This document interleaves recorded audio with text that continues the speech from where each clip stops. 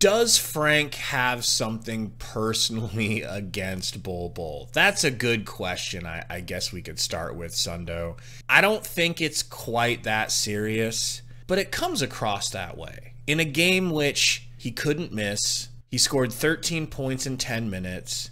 He hit 2 out of 3 threes by the time the game ended. He's hitting mid-ranges that look eerily like Kevin Durant, only taller and less blockable. He's getting offensive rebounds. He's getting putbacks. He's making the right reads for the most part. I can't help but be frustrated with the lack of exposure Bol Bol is getting in what I would consider a very important time for him to be playing. There's not much time left between now and the playoffs. If the Suns are lucky enough to escape the play-in or get through the play-in process and be in the playoffs, it looks so clearly to me that Bol Bol is an X factor for this team, but Frank is hiding him away. Where are you at with Bol Bol right now? There's no secret here. Me and you have both become Bol Bol fans as the season has progressed, right? And so I'm with you. I think he'll be an X factor in the playoffs for sure. Do I think that Frank Vogel doesn't like Bol Bol? No, I don't think that's it.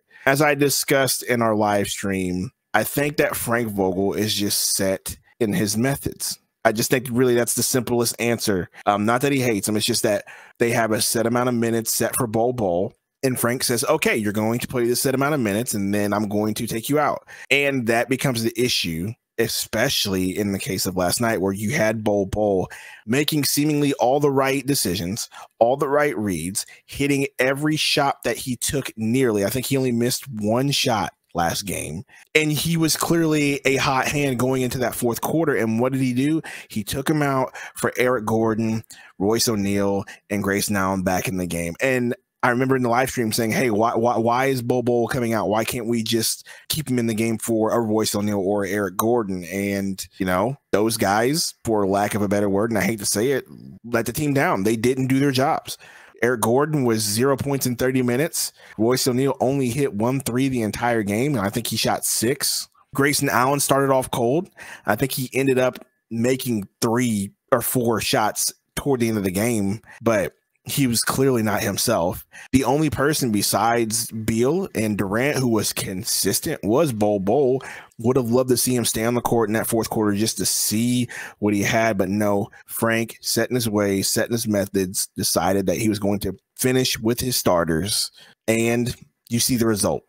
Suns lose by 10. Another loss. We are now in the 7th seed when we could have kept that win and kept that momentum and possibly be in the 5th or 6th seed right now. So I just think it's less of Frank hating Bol Bol, I'm going to put that in quotations, and more of him just being set in his ways, which in my opinion is a whole other issue if you want to get into that. I got to give you credit, man. I think you just solved it 100%. Like, I feel totally comfortable with that being the explanation. It does seem like that's what it really is.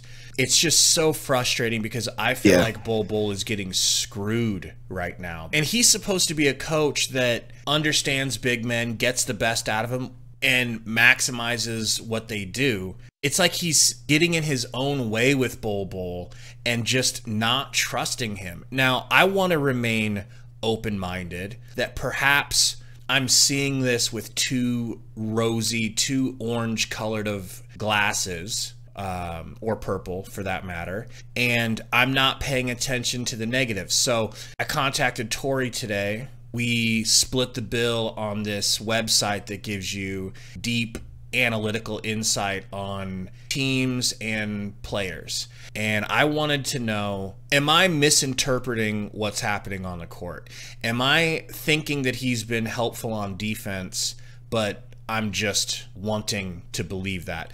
And after looking at it, I learned a lot of things about the Suns, things that I'll end up sharing throughout other videos as I get more comfortable with the website. But he is markedly improved on defense this season from what he was doing for the Nuggets and for Orlando. So when we get comments from Orlando fans and Nuggets fans saying, well, his problem is this, I have felt like that's not what I see. And looking at these advanced analytics, I feel vindicated that we are getting a better defensive Bol Bol than they were. But I want to remain open-minded that maybe Frank doesn't trust him on defense, and that's why he's pulling him. He is a defensive coach, and looking at those analytics, they did show that the last 5 games, he is on a little bit of a dip with his defensive performance.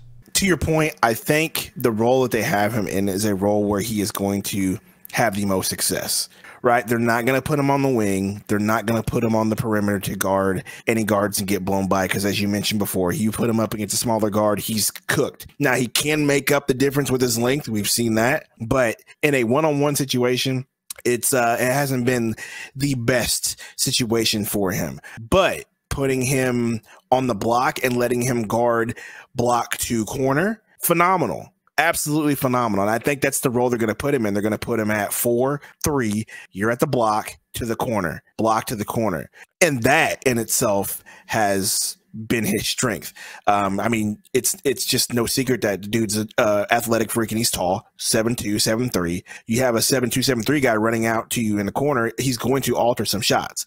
That is where he thrives for sure. And to your point, I think Vogel and the team sees that, and that's why he plays that role on defense. That's where he's at. He's basically lives in the corner on offense and in defense, Gabe. So, yeah, to your point, I think that's why they have him there. Maybe that could be another reason why he's not getting many minutes, because they only have one job for him to do. And when they need someone else to do a better job and someone to guard the perimeter, they have to take him out.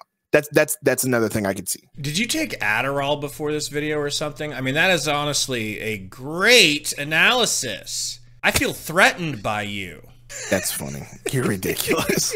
Absolutely ridiculous. You're right about the block to the corner thing as far as he's doing a good job defending there, and maybe they see him as a limited defender. It's like, yeah, he can help on D, but it's only in this one way. But I do see him changing a lot of shots in the paint and getting good rebounds off of the misses when he changes the shot. So it's just so frustrating when you've got a game where Grayson, Gordon, and Royce are playing the pivotal moments, and all game it's clear as day that they can't hit the broadside of a barn. If they were standing on the beach during that game, they would not have been able to throw a baseball into the ocean. Meanwhile, Bol Bol is cooking, but you're sitting him on the bench because you're just the type of coach that is rigid and methodical, and you've got a game plan written down, and dagnabbit, you're going to abide by that game plan whether or not it kills you. There's no on-the-fly decision-making of, yeah, well, he is hot, maybe I do keep him in there. Hey, Gordon, why don't you come sit your thick ass down? You're 0 for 30. Love you, Gordon, but this is not the game for you. None of that. It's Bol, you stay on the bench, which it's just so frustrating, especially when we decide to do that small ball lineup, where I like the small ball lineup, but it doesn't always work. And I think Bol Bol could be so helpful in that small ball lineup because he's not, but he can still affect the game the way smaller players do. And offensive rebounds are at a premium in crunch time. He gets those. Putbacks are at a premium. He gets those.